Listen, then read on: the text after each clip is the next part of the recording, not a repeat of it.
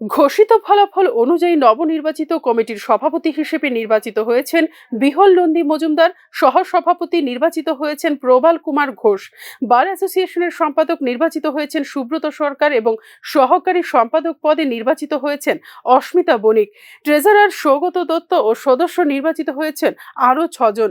ঘোষিত ফলাফলে শাসক শিবিরেরই পাল্লা ভারী, তবে সমান টক্কর দিয়েছেন বিরোধী প্রার্থীরা। উৎসবের মেজাজে বারের ঐতিহ্য মেনে এদিন অনুষ্ঠিত হয় নির্বাচন।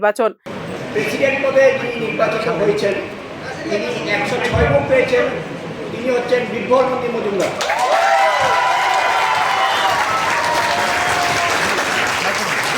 বিহল নন্দী মজুমদারের প্রাপ্ত ভোট 106।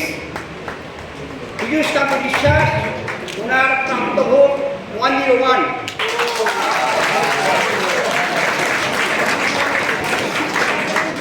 আইনজীবীদের স্বার্থ রক্ষায় ও সাধারণ মানুষের আইনি অধিকার রক্ষায় নতুন কমিটি কাজ করবে বলে জানিয়েছেন নির্বাচিত প্রতিনিধিরা। মোট 210 জন ভোটার নির্বাচনী প্রক্রিয়ায় অংশগ্রহণ করেন। সুষ্ঠু নির্বাচনের জন্য সংশ্লিষ্ট সবাইকে ধন্যবাদ জানান returning officer Nepal Majumdar. Bureau report, news now.